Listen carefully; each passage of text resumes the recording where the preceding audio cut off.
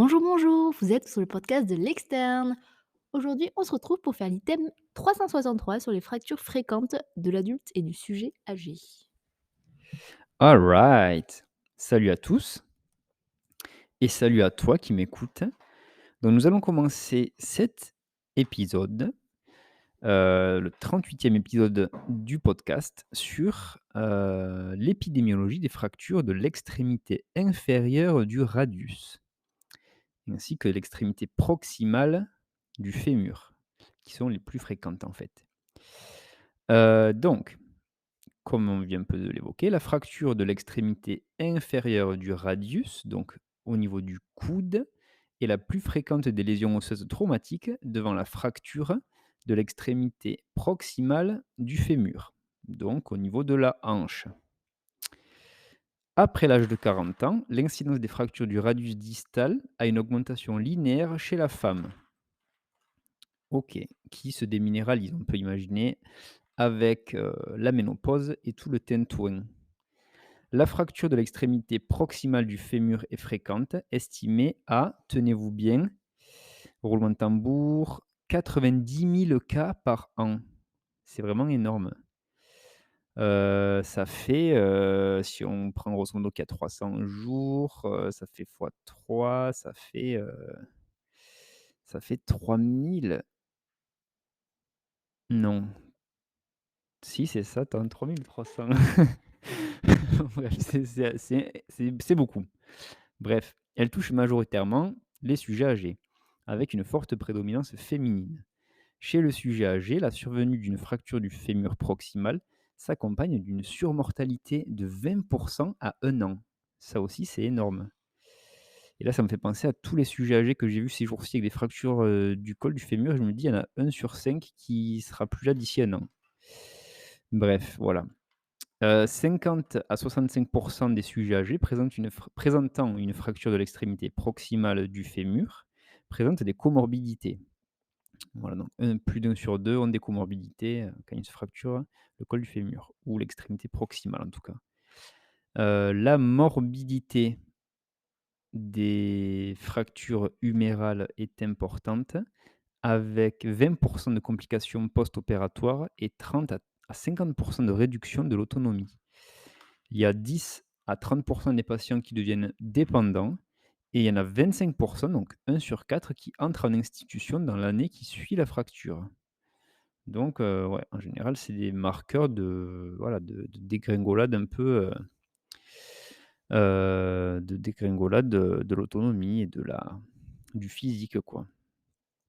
Allez, maintenant, on va voir un petit peu les mécanismes lésionnels et là, on va se concentrer pour cette partie sur l'extrémité proximale du fémur. Donc, cette fracture peut être consécutive à des mécanismes qui se font à haute ou à basse énergie.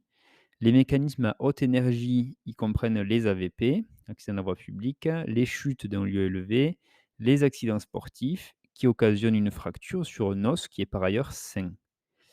Voilà. La force vulnérante peut être transmise à travers le fémur ou avoir une action plus directe sur le massif trochantérien, donc une chute sur le côté.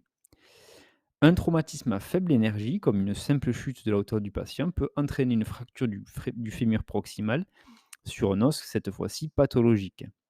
Il s'agit le plus souvent d'une ostéoporose qui est fréquente chez le sujet âgé.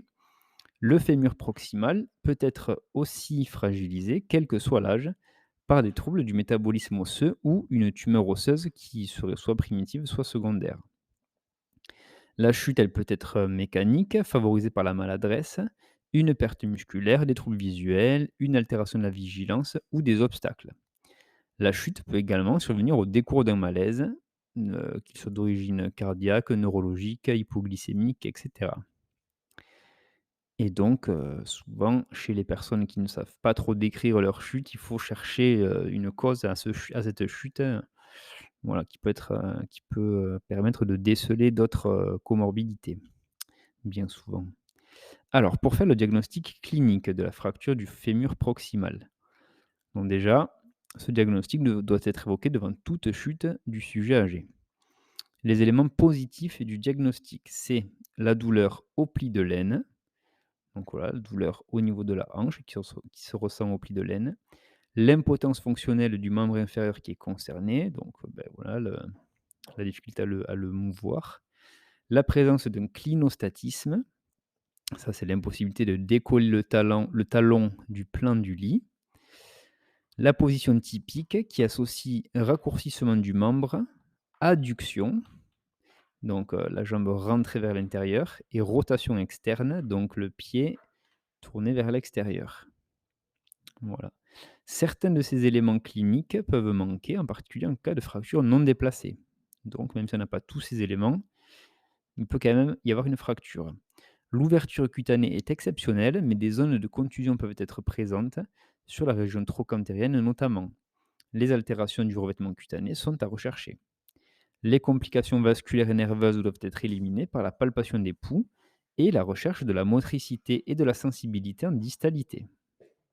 Voilà, donc ça pour l'instant, c'est relativement simple.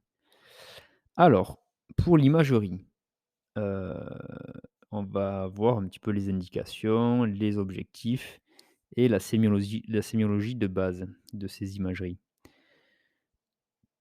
Donc, devant toute suspicion, de fracture du fémur proximal, un examen comprenant 2 radiographies simples, avec incidence de face et de profil, doit être réalisé. Le cliché de face se fait en rotation interne de 10 degrés pardon, du membre inférieur pour dérouler au mieux le col fémoral en annulant son antéversion. Le cliché de profil se fait en décubitus dorsal, en mobilisant seulement le côté sain. Voilà. Le cliché de face, s'il est bien réalisé, permet de confirmer le diagnostic de fracture du fémur proximal et permet de classer la fracture en fonction de sa localisation. L'association des clichés de face et de profil permet de préciser le caractère déplacé ou non de la fracture. La localisation de la fracture permet de distinguer les fractures cervicales vraies, encore appelées intracapsulaires, qui comportent un risque pour la vascularisation de la tête fémorale, et ensuite les fractures extracapsulaires, pardon, encore appelées fractures du massif trochantérien. Voilà, donc là, on a 2 belles petites images de radiographie de l'extrémité proximale du fémur. Voilà, donc je le mettrai sur le post Insta comme toujours. Comme ça fera quelques exemples. Fracture intracapsulaire du fémur proximal gauche qui est non déplacée, donc on a la face et le profil. Après, on a une fracture extracapsulaire du fémur proximal. À gauche aussi et là pour le coup elle est déplacée. Voilà, donc là vous verrez les 4 images face et profil. C'est assez typique. Donc, le déplacement initial de la fracture, le nombre de fragments, l'orientation, du ou des traits de fracture et l'atteinte de la corticale latérale rendent compte de l'instabilité de la fracture après réduction.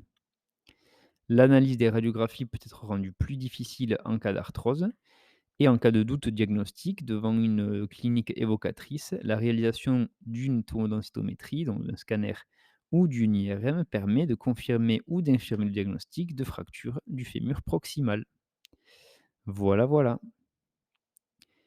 Heu, OK, et on a une petite image, un petit schéma en fait avec, les différents traits de fracture, là où ils sont positionnés, le fait qu'il y ait, plusieurs fragments qui soient déplacés ou pas, voilà, qui permettent de classer les fractures en, jusqu'à 5 types en gros. Voilà. Allez, maintenant on voit, pareil, une petite radiographie de la hanche droite de face avec une fracture du col fémoral. OK.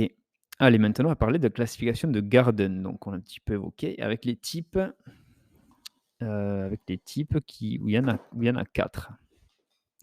Donc la classification de Garden s'applique aux fractures intracapsulaires du col fémoral. Elle est basée, cette classification, sur l'analyse du caractère complet ou incomplet du trait de fracture, sur le déplacement et sur l'orientation des travées osseuses cervicales et céphaliques sur le cliché de face. Elle comporte 4 types, cette classification. Donc type 1, c'est une fracture incomplète, avec une préservation de la corticale médiale, qui est non déplacée du coup, avec une impaction des travées céphaliques en valgus. Le type 2, c'est une fracture complète, mais qui n'est pas déplacée. Voilà, Garden 2. Garden 3, c'est une fracture complète qui est déplacée avec un déplacement partiel en varisation des travées céphaliques par rapport aux travées cervicales. Voilà. Donc là, c'est pas en valgus, c'est en varus. Et enfin, le type 4, c'est la fracture complète avec un déplacement complet pour le coup. Et là, les travées osseuses céphaliques et cervicales sont parallèles. Donc voilà, ça a gardé la même orientation, mais c'est complètement décalé. Enfin, oui, déplacé plutôt. Pour l'auteur de cette classification, le taux de consolidation diminue lorsqu'on passe des types 1 et 2 au type 3 puis au type 4. Parce que tant qu'il y a contact, en fait, un contact, toujours entre les 2 parties, même si elles sont fracturées, ça va mieux cicatriser que si c'est déplacé, que du coup on perd la mise en contact des 2 parties. La reproductibilité ah non, j'ai oublié un truc. La survenue d'une ostéonécrose de la tête fémorale est plus fréquente pour les fractures de type 3 ou 4 en comparaison des types 1 ou 2. Voilà, donc il faut être plus prudent sur les 3 ou 4. La reproductibilité interobservateur de la classification de Garden est médiocre et elle méconnaît certains déplacements qui sont visibles sur le cliché de profil. Donc voilà, ne pas hésiter à faire, relire une radio par un autre médecin, par exemple, voilà, pour se mettre d'accord sur, le degré de fracture. OK. Bon, du coup, il y a différents types de fractures du fémur proximal qui vont se distinguer en fonction de leur localisation. Du coup, on aura les fractures intracapsulaires ou cervicales vraies, les fractures extracapsulaires ou les fractures du massif trochantérien. Donc voilà, localisation plus basse à ce niveau-là. Après, on aura les fractures sous-trochantériennes et les fractures avec extension diaphysaire, donc encore plus bas sur le fémur. Pour les fractures intracapsulaires, donc il y a une vascularisation de la tête fémorale de caractère terminal. Et c'est pourquoi, en fait, on va avoir un risque de survenue d'une ostéonécrose de la tête fémorale en cas de lésion au niveau intracapsulaire, comme ça. Il y a une faible surface de contact avec un os qui est essentiellement cortical à ce niveau. Ça expose du coup au risque de non-consolidation qui est encore accru en cas de comminution fracturaire et lorsque les forces de cisaillement prédominent au niveau du foyer de fracture avec une direction du trait de fracture qui est proche de la verticale. Voilà pour les fractures intracapsulaires. Pour les fractures extracapsulaires, donc elles se compliquent exceptionnellement d'une ostéonécrose de la tête fémorale. Il y a une vascularisation riche, anastomotique, avec des surfaces de contact larges et du coup, ça va être plutôt favorable à la consolidation. Ces fractures peuvent cependant présenter des facteurs d'instabilité, une comminution en particulier postérieure, un détachement du petit trochanter, une atteinte de la corticale latérale, et tout ça, ça peut donner lieu à des pertes de réduction et parfois des non-consolidations, ce qui va s'appeler une pseudarthrose, après une ostéosynthèse. Voilà pour les fractures extracapsulaires. Et enfin, les fractures sous-trochantériennes. Donc là, le trait de fracture, il se fait dans une zone de transition des territoires vasculaires. Et du coup, il s'agit de fractures avec des fréquentes difficultés de consolidation et on obtient des délais de consolidation qui sont prolongés, voire même du coup l'apparition de pseudarthrose, donc des non-consolidations, du coup. Voilà. Donc, la fracture du fémur proximal est une urgence et on va comprendre un petit peu pourquoi. Pourquoi il est urgent de la prendre en charge. Donc déjà, la douleur. Ça va, créer des douleurs intenses qui sont acutisées lors des mobilisations. Ça, c'est un petit mot qui est sympa, je trouve, acutiser. Voilà. La position assise au fauteuil et la verticalisation sont non obtenues avant la fixation chirurgicale, aussi appelée arthroplastie. Voilà. Chez le sujet jeune, donc on appelle sujet jeune le patient qui a un âge physiologique inférieur à 60 ans. L'objectif, en cas de fracture du fémur proximal, est de conserver l'articulation de la hanche native. En cas de fracture intracapsulaire qui est déplacée au niveau du col fémoral, le risque de survenue d'une ostéonécrose augmente avec la durée d'évolution. La réduction et l'ostéosynthèse d'une fracture intracapsulaire déplacée du col fémoral chez le sujet jeune sont à effectuer au plus tôt. En cas de fracture extracapsulaire, même déplacée, le risque de survenue d'une ostéonécrose est faible et l'ostéosynthèse peut s'effectuer en urgence différée. Donc, c'est moins urgent de le faire, voilà, pour les fractures extracapsulaires. Chez le sujet âgé, il faut faire attention parce que le délai opératoire supérieur à 48 heures, c'est le principal facteur de mortalité. Donc ce délai de 48 heures, il est calculé depuis le diagnostic de la fracture jusqu'à l'intervention. Donc voilà, si ça met du temps à être diagnostiqué, eh bien, on ne le prend pas en compte visiblement. Voilà.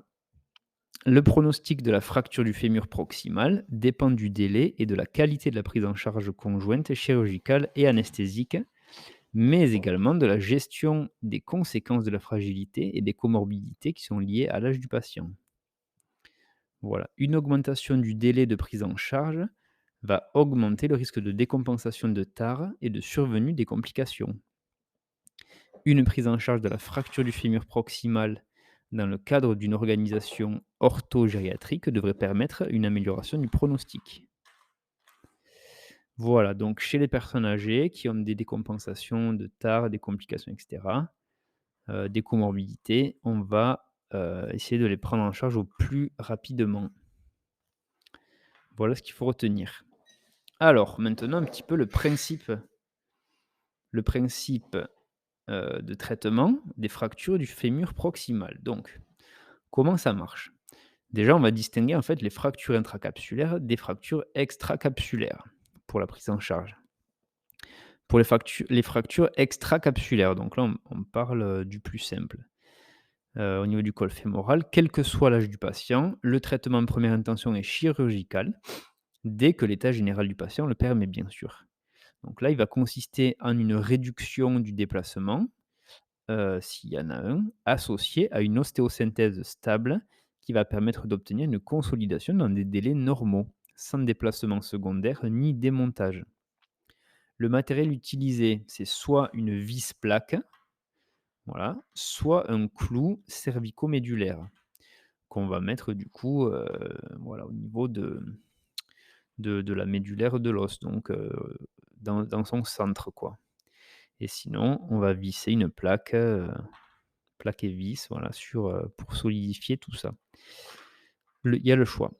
Chez le sujet âgé, la réalisation d'une arthroplastie dans cette indication n'a pas montré de claire supériorité.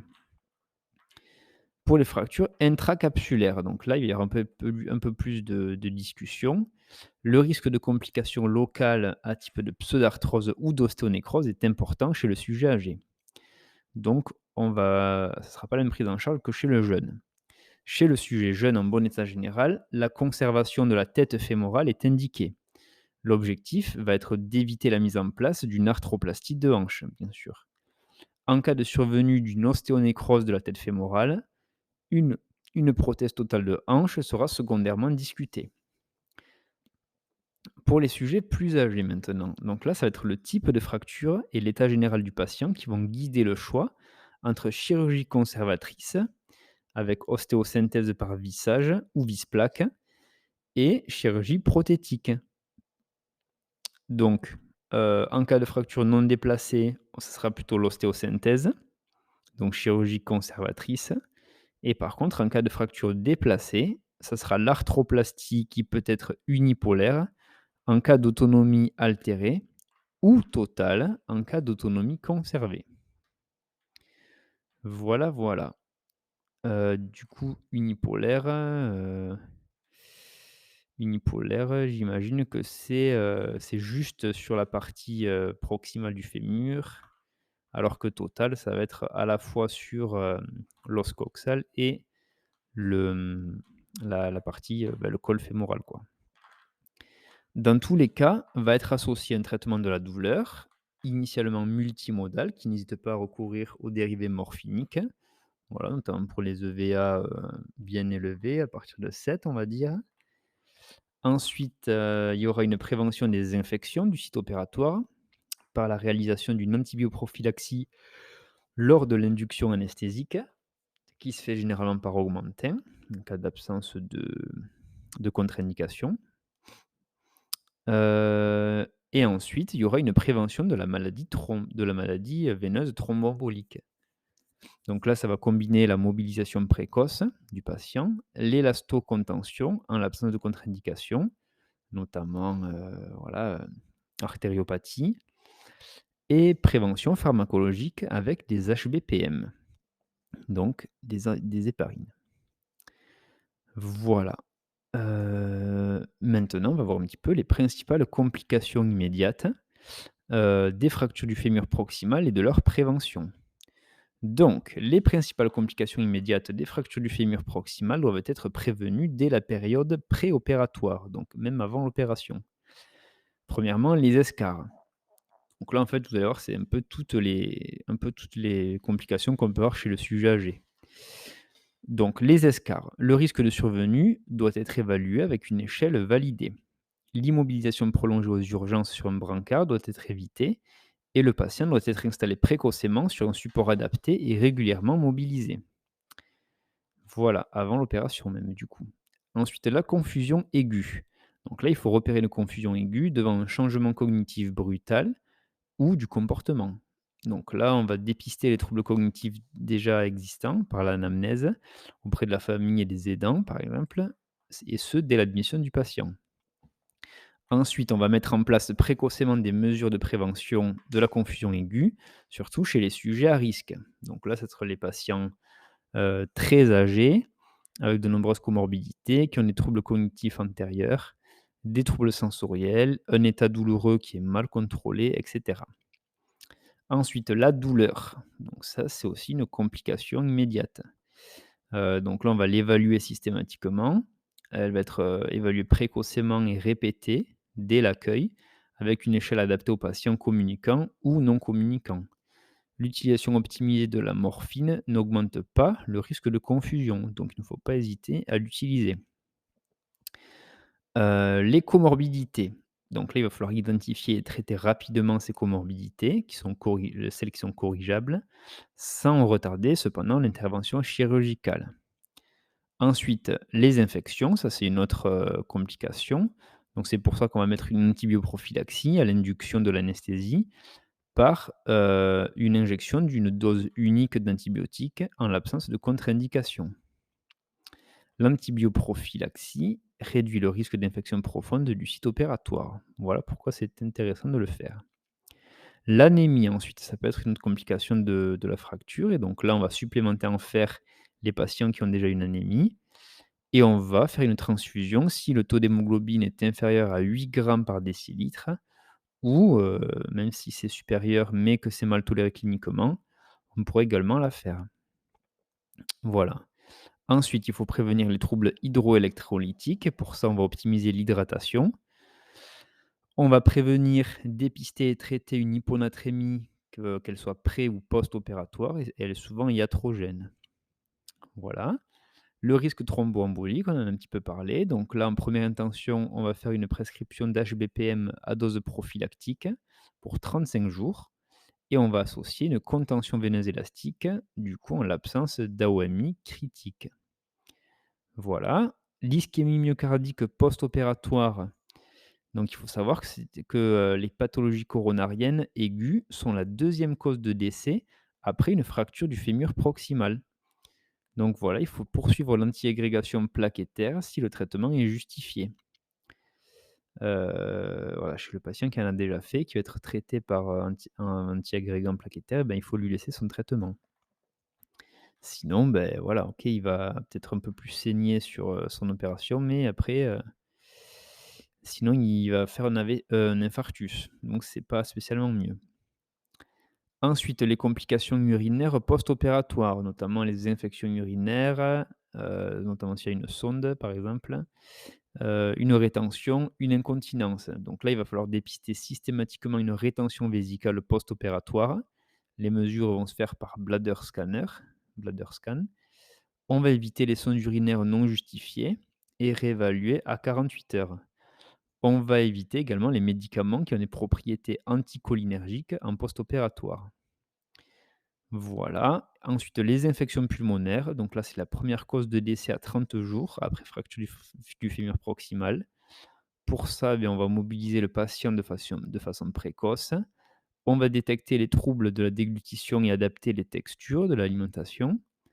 Voilà. Et on peut prescrire du kiné respiratoire chez les patients à risque, notamment ceux qui ont de la BPCO. La dénutrition aussi, on va la prévenir du coup en faisant une supplémentation protéino-énergétique si nécessaire. Et on va pouvoir évaluer le statut nutritionnel et les apports, du patient. Et enfin aussi la constipation, donc là on va mettre en place des mesures préventives avec un suivi quotidien du transit. Et ça notamment si on prescrit, des morphiniques qui vont, accentuer le phénomène. Voilà. Allez, maintenant, on va voir, les principales complications secondaires et tardives des fractures du fémur proximal. Parce que là, ce qu'on vient de voir, c'était les complications, précoces. Alors, bon, mais comme on a vu, la mortalité de ces fractures est de l'ordre de 20 à 1 an chez le sujet âgé, donc quasiment 1 pour 5. 30 à 50 des patients présentent une diminution d'autonomie et 25 des survivants rentrent en institution dans l'année. Donc là, 1 sur 4 va aller en maison de retraite. Après une première fracture, il faut savoir que le risque de survenue d'une fracture du côté contralatéral, à l'occasion d'une nouvelle chute, va être augmenté. Donc voilà, réussir à prévenir les chutes au maximum aussi, pour ne pas faire l'autre côté, de manière, précoce.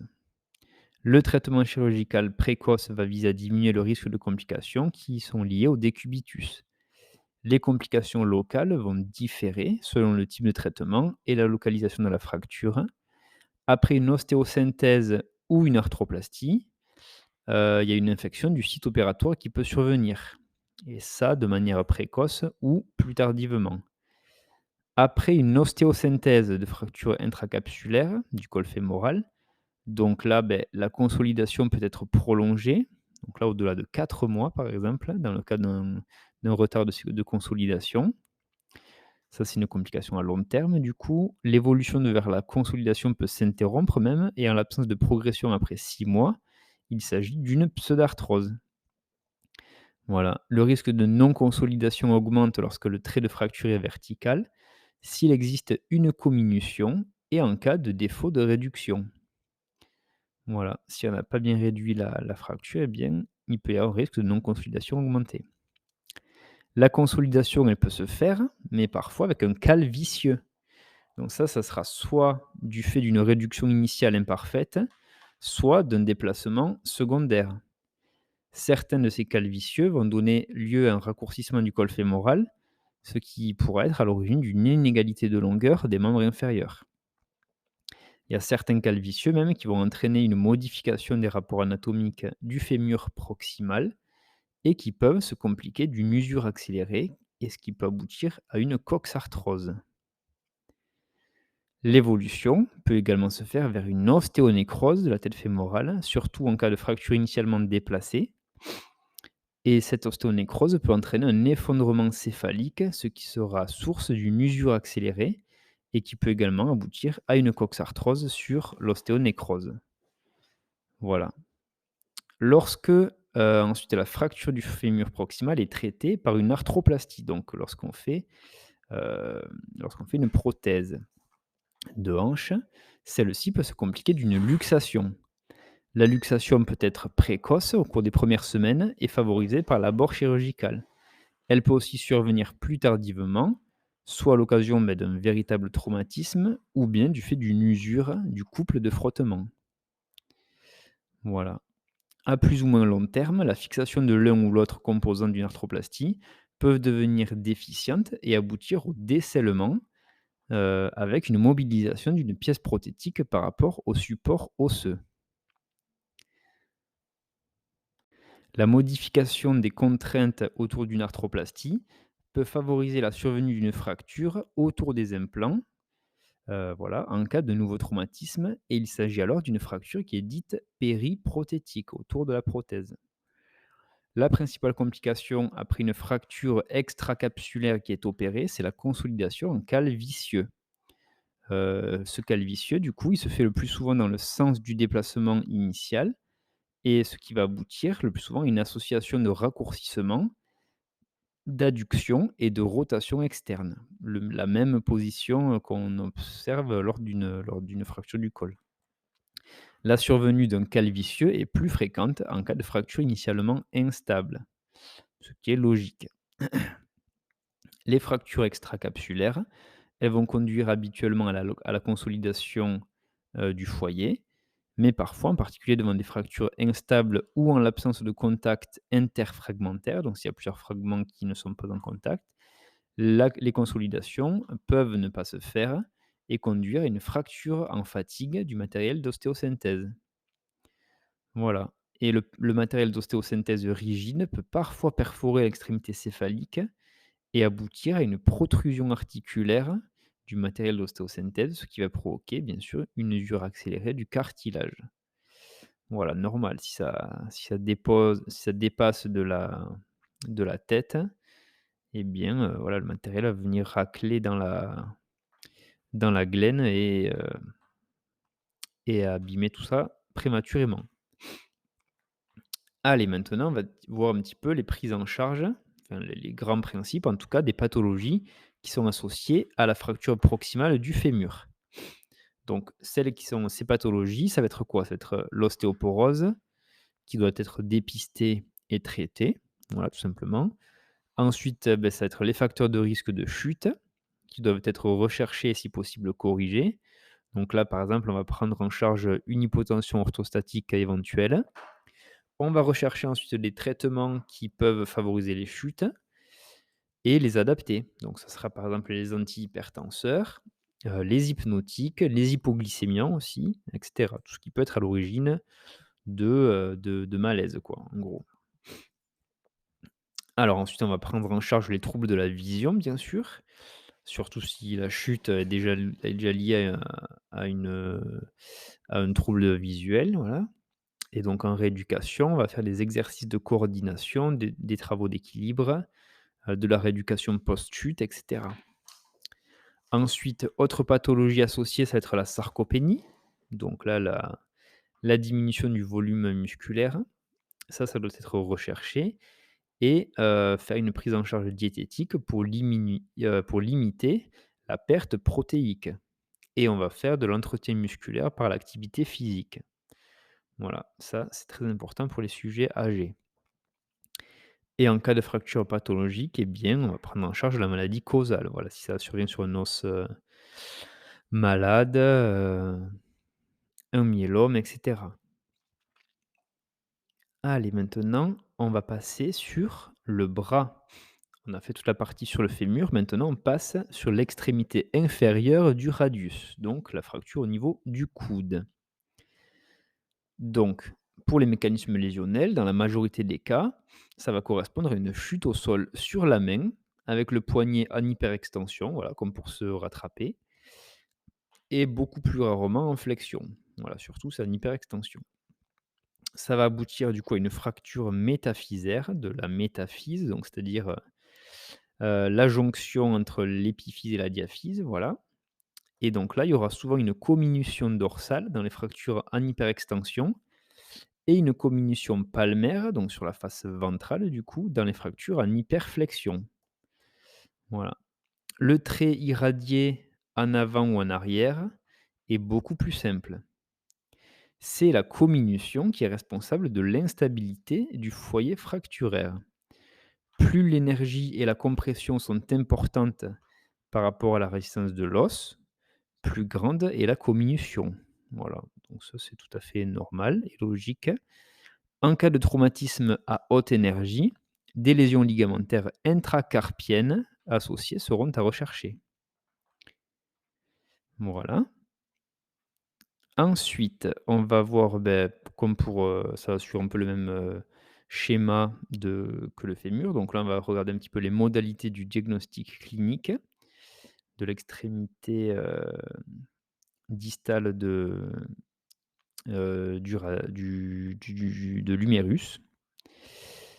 Du coup, le tableau clinique est caractéristique. À l'inspection, le patient soutient son membre supérieur traumatisé. L'anamnèse, elle va faire préciser le mécanisme du traumatisme. Donc là, il faut apprécier l'activité du patient et le côté dominant et ainsi que l'horaire de l'accident. À l'inspection, on va avoir une déformation caractéristique en baïonnette par une translation latérale, du fragment épiphysaire. On aura une déformation de profil qui se fera en dos de fourchette pour les fractures en compression-extension. Voilà, donc compression-extension, ben voilà, c'est ce qu'on a vu, c'est la chute avec le poignet en extension. On a un œdème qui est constant, parfois même, on peut avoir une ecchymose qui est présente. Le diagnostic sera plus difficile cependant en cas de fracture non déplacée. Là, on pourra obtenir une douleur exquise à la palpation au niveau de la métaphyse. Voilà, à la palpation douce bien sûr, on va pas non plus appuyer comme des bœufs sur le bras. On aura une impotence fonctionnelle du poignet qui sera totale et on va éliminer des complications immédiates. Voilà. Donc maintenant, on va essayer de voir un petit peu l'indication, l'objectif et la sémiologie de base des examens d'imagerie devant une fracture de l'extrémité inférieure du radius. Donc, le bilan radiographique doit permettre de faire le diagnostic et de rechercher des lésions associées et permettre de définir des critères de gravité.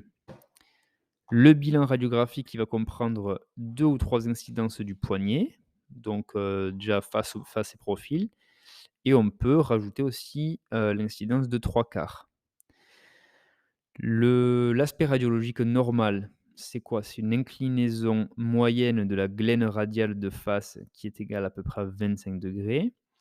La tête de l'ulna va être plus courte de 2 millimètres par rapport au radius, voilà, et l'inclinaison de la glène radiale de profil va être d'environ 10 à 12°. Voilà. Le bilan va préciser le trait de fracture, donc soit il sera simple, soit il sera transversal, donc s'il va de part et d'autre, et métaphysaire. Voilà. Le caractère articulaire ou extra-articulaire de la fracture, ça faudra également le préciser. Si c'est déplacé ou pas. Si c'est déplacé, eh bien le sens du déplacement, l'existence d'une comminution et l'existence de lésions associées. Les lésions associées justement, donc au niveau de l'ulna, on peut avoir une luxation radio-ulnaire distale, une fracture de la styloïde ulnaire ou même une fracture de la tête de l'ulna. Et la tête de l'ulna, on le rappelle, c'est au niveau du poignet, donc c'est la partie distale, alors que pour le radius, c'est l'inverse. On peut également avoir une fracture des os du carpe. On peut avoir une lésion ligamentaire intracarpienne, donc là, scapho-lunaire notamment, donc entre le scaphoïde et le lunatome, qui va être suspectée devant un diastasis scapho-lunaire associé à une fracture cunéenne externe. On peut avoir une lésion ligamentaire radiocarpienne, donc là notamment dans le cadre d'un arrachement osseux. Pour les fractures articulaires, donc là, il va falloir un examen TDM qui va préciser les différents traits de fracture, les rapports articulaires et les lésions associées. Voilà, on va avoir sur la radio des critères de gravité, qui seront du coup le caractère articulaire de la fracture, l'existence de lésions associées et les fractures qui sont a priori instables, devant par exemple, une importante comminution dorsale, une fracture associée de l'ulna et une bascule importante supérieure à 20°. Voilà, donc là on a une petite image de fracture de fracture du poignet, une fracture de pouce au col plus précisément. Voilà, que je vais vous mettre sur la page Insta, sur le post. Voilà, je reviens en arrière, tac, tac, tac. Donc ensuite, pour les signes de gravité immédiate, donc outre l'examen clinique complet à la recherche d'une lésion associée, On va chercher particulièrement, plusieurs choses du coup. Une complication vasculaire, donc là, on va rechercher une hypoperfusion par la prise, des pouls radio et lunaires et par l'appréciation du temps de recoloration cutanée. On va également rechercher un saignement actif, voilà. On va chercher une ouverture cutanée, une complication neurologique, notamment du nerf médian, donc qui peut se faire par compression, voilà, soit par un hématome, soit par le déplacement de la fracture, par exemple. Et donc le nerf médian, c'est celui qui va assurer la sensibilité de la face palmaire du pouce, de l'index et du majeur. Donc on va essayer de chercher une diminution de la sensibilité de ces 3 doigts. On va rechercher également une complication tendineuse, donc par exemple une incarcération du tendon long extenseur du pouce dans le foyer de fracture. Et donc là, on va avoir une perte de l'extension active de l'articulation interphalangienne du pouce. Voilà, donc si le patient n'arrive pas à étendre son pouce, voilà, à passer de la position fléchie attendue, eh bien, il peut y avoir une incarcération de ce tendon long extenseur. Et ensuite, on va rechercher également une fracture à grand déplacement, parce qu'il peut y avoir un risque de souffrance des parties molles qui entourent, heu, le radius. OK, donc là, on a des formes cliniques, des fractures de cette extrémité, distale du radius. Tout à l'heure, je crois que j'ai dit, l'humérus d'ailleurs, mais on est bien sur le radius et le poignet du coup, hein. Donc les 2 déterminants principaux vont être la direction du déplacement et l'énergie du traumatisme, qui est à l'origine de la fracture. Donc, en fait, ça va être déjà, voilà, on va commencer par les fractures avec un déplacement qui est postérieur du coup. Donc, en plus de la fracture extra-articulaire simple de type pouto-colle, on va distinguer les fractures sus-articulaires. Donc ça, c'est les fractures associant une fracture, avec arrachement de la styloïde ulnaire. Voilà, ça va témoigner parfois de l'arrachement de l'insertion osseuse du ligament triangulaire, sans conséquence fonctionnelle ultérieure, en l'absence d'instabilité radio-ulnaire distale. Voilà. La fracture, plus rare, associant une fracture du col de l'ulna. Ça, c'est dans les déplacements importants de l'épiphyse radiale. On peut avoir une fracture du col de l'ulna. Voilà, donc ça faisait partie, au niveau de la styloïde et du col de l'ulna, des fractures sus-articulaires. Et après, on peut avoir, les fractures articulaires.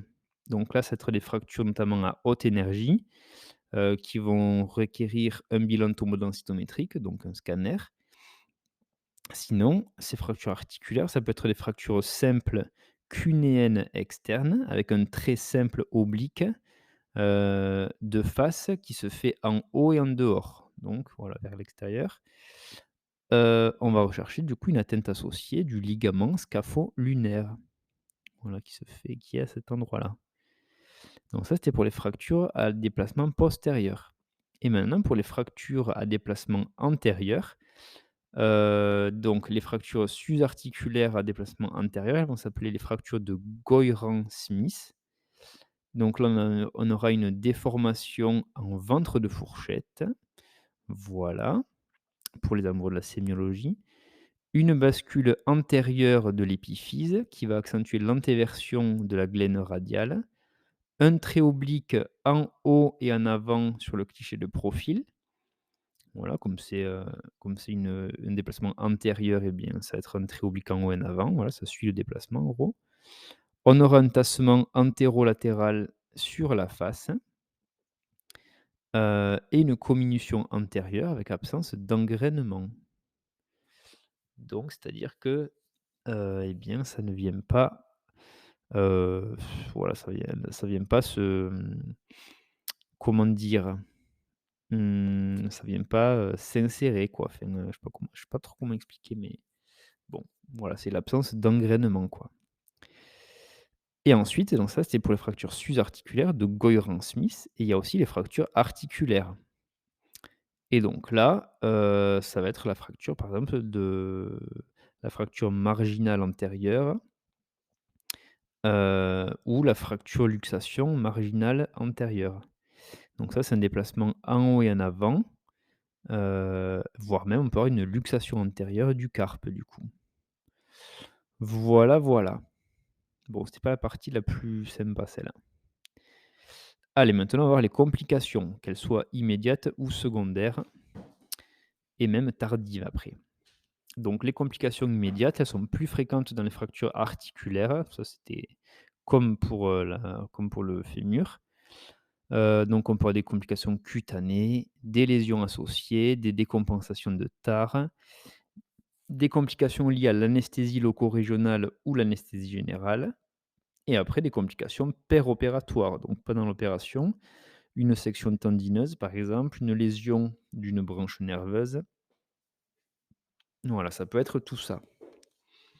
Après, les complications secondaires.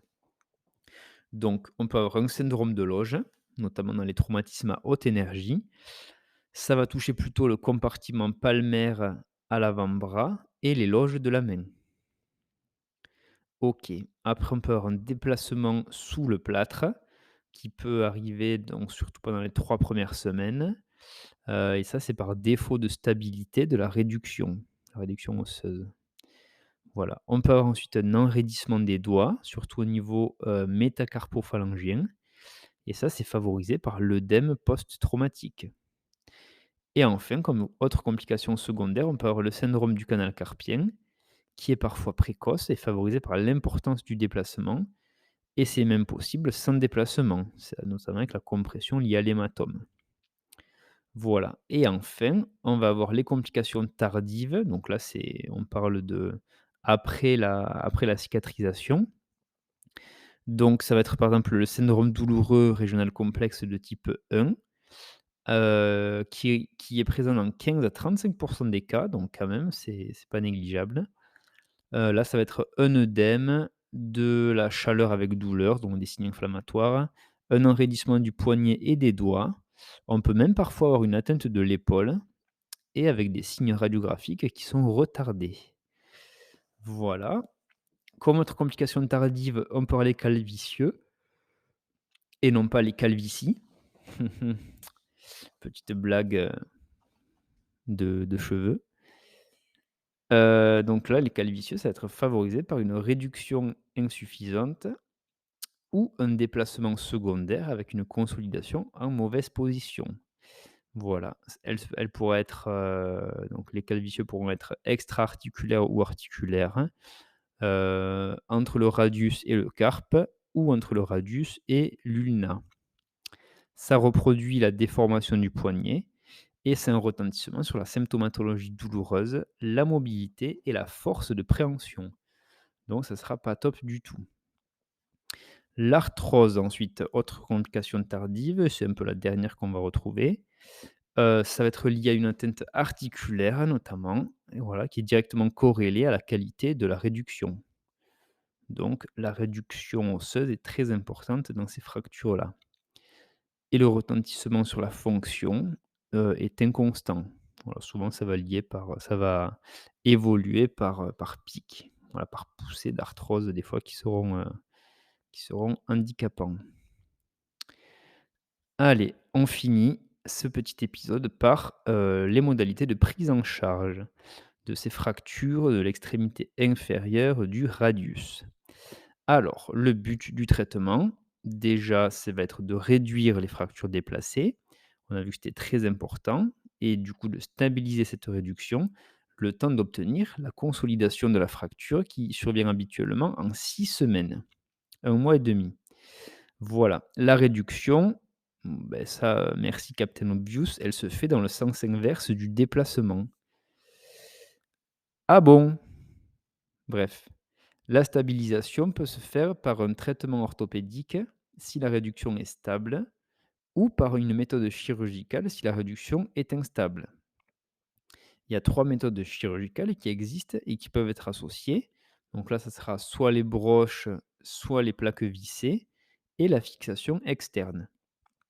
Le traitement peut être complété par un comblement, par une greffe osseuse ou un substitut osseux. Donc, la réduction. elle va se faire sous anesthésie loco-régionale ou générale. Les manœuvres sont adaptées au type de fracture. Il y a un élément constant de ces réductions, c'est la traction forte et prolongée dans l'axe des deuxième et troisième doigts. Il y est associé une inclinaison ulnaire et une flexion palmaire dans les fractures à déplacement dorsal et une extension dorsale pour les fractures à déplacement antérieur. Voilà. La réduction, elle est contrôlée à l'amplificateur de brillance. OK. Après réduction, on va vérifier, la restitution de la ligne bistyloïdienne. Donc là, c'est, 15° à peu près. On va vérifier l'index radio-ulnaire distal, donc moins de 2 millimètres, on a vu pour l'ulnaire qui est un petit peu plus relevé. L'orientation de la glène radiale en bas et en avant et l'alignement décortical, bien sûr, le plus important. Ensuite, la contention. Donc ça va être notamment dans le cadre du traitement orthopédique. Donc soit un plâtre, soit une résine. Et donc la contention se fera par une manchette heu, pendant 6 semaines, du coup le temps de la cicatrisation. Ça va limiter le risque de déplacement secondaire et va permettre la cicatrisation de lésions capsulo-ligamentaires associées. L'immobilisation du coude va permettre de protéger les lésions capsulo-ligamentaires radio-ulnaires distales ou une synthèse précaire de l'extrémité distale de l'ulna. Le plâtre est initialement fendu. Il est confectionné en position de maintien de la lésion, donc soit en position neutre, soit en flexion palmaire avec une légère inclinaison ulnaire pour les fractures qui ont un déplacement dorsal. Voilà, pour éviter que ça se déplace secondairement. La surveillance, elle va être clinique et radiologique à la recherche d'un déplacement secondaire. Et ça, on va le faire à J2, J8, J15, J21, J45. Donc cinq contrôles, cliniques et radiologiques. Voilà, donc toutes les semaines quasiment. Enfin J2 plus une fois par semaine, voilà et à la fin à J45 à 6 semaines du coup pour vérifier que ce soit bien cicatrisé. Pour les méthodes chirurgicales maintenant, donc là, on a vu qu'il y a 3 méthodes, donc il y a l'ostéosynthèse par broche, l'ostéosynthèse par plaque vissée et l'ostéosynthèse, enfin pas l'ostéosynthèse du coup, mais par un fixateur externe. Du coup, avec les broches, donc on va avoir un brochage des fragments entre eux, voilà. La stabilité des embrochages va être liée au degré d'ostéoporose et de comminution fracturaire. Une immobilisation complémentaire est habituellement nécessaire et on va faire une surveillance radioclinique à J15, puis à J45 où les broches vont être enlevées, si tout va bien. On va ensuite passer sur l'ostéosynthèse par plaque vissée. Donc là, c'est tout simplement une plaque qui est positionnée sur la face antérieure du radius distal, et qui est bien adaptée à la stabilisation des fractures qui ont un déplacement antérieur. Voilà. Le développement de plaques à vis verrouillées et solidaires de la plaque a permis leur utilisation également dans les fractures à déplacement dorsal. On va faire également un contrôle radiologique et clinique à J15 puis J45, donc ça se surveille, voilà, moins souvent que le traitement orthopédique. On va faire une immobilisation complémentaire. Heu, non, justement, il y a c'est pas nécessaire généralement, l'immobilisation complémentaire.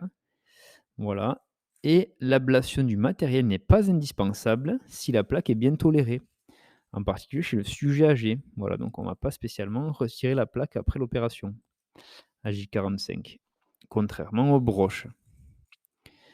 Et ensuite le fixateur externe, donc il est désormais utilisé en complément comme moyen de protection d'une ostéosynthèse directe par brochage ou par plaque. Et donc en fait, ça va être, un étudiant en médecine entre la quatrième et la sixième année qui va venir maintenir le bras pendant toute la durée d'ostéosynthèse. Non, c'est pas vrai, petite blague. Donc en fait, ça va être, un fixateur qui va neutraliser les contraintes en compression exercé par les muscles de l'avant-bras sur l'extrémité distale du radius. Et ce fixateur est maintenu 4 à 6 semaines. Voilà pour le fixateur externe. Alors là, les indications du coup de ces traitements vont varier, en fonction de l'âge du patient, de sa demande fonctionnelle, pas tout le monde aura la même utilisation de son poignet, le type anatomique de lésion, la comminution fracturaire, le degré d'ostéoporose et les lésions associées. Dans les fractures extra-articulaires non déplacées, on fera un traitement orthopédique. Les extra-articulaires qui sont déplacés, mais qui sont stables après réduction, on peut également faire un traitement orthopédique uniquement. Celles qui sont déplacées et instables après réduction, ostéosynthèse, voilà. Et les fractures extra-articulaires du patient très âgé avec une faible demande fonctionnelle, ça peut être traité par plâtre, même si c'est instable. Voilà, on est moins exigeant chez les personnes âgées. Voilà, qui vont moins bien tolérer, les anesthésies, le matériel, et cetera, quoi. Ça, c'était pour les fractures extra-articulaires. Pour les fractures articulaires qui sont non déplacées, eh bien, on va faire un traitement orthopédique, là aussi. Donc dès que c'est non déplacé, traitement orthopédique, donc juste, plâtre ou résine.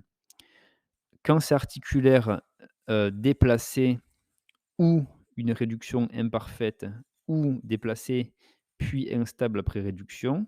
Là, on va faire une ostéosynthèse qui est plus ou moins complétée par une greffe locale. Voilà. À l'immobilisation du foyer de fracture, on va associer la mobilisation des doigts pour limiter l'enraidissement et la surélévation du membre permet de limiter les phénomènes d'œdème initiaux. Voilà. Et après, la prise en charge, post-opératoire par, rééducation, après consolidation, va être très importante et même indispensable. Voilà, après consolidation et que ce soit par un traitement orthopédique ou chirurgical. L'idée, ce sera en fait de récupérer les mobilités du poignet et des doigts et ce sera une réduction qui sera prolongée. Voilà, voilà, nous avons fini ce chapitre sur les fractures, les plus courantes, en fait, les 2 types de fractures les plus courantes chez l'adulte et le sujet âgé notamment. J'espère que ça vous aura servi, même si c'est pas ce que vous préférez le plus, la traumato, j'ai l'impression. Voilà, ça fait pas de mal de le revoir, notamment, ceux qui vont passer aux urgences, en stage. Parce qu'on en voit pas mal, mine de rien, des fractures comme ça et en plus, les petites imageries que je vais vous mettre sur le post Insta, eh bien, ça vous aidera à pouvoir lire plus facilement les radios et déceler une fracture, son type, et cetera, et cetera. Voilà et bien sur ce, je vous souhaite à tous un très bon début de semaine, car cet épisode sort lundi. J'espère que vous allez tous bien, que vous prenez toujours soin de vous, même à l'approche, sans doute des examens ou du concours pour ceux qui sont déjà en sixième année. Et puis, je vous souhaite une agréable journée. Prenez soin de vous. Ciao.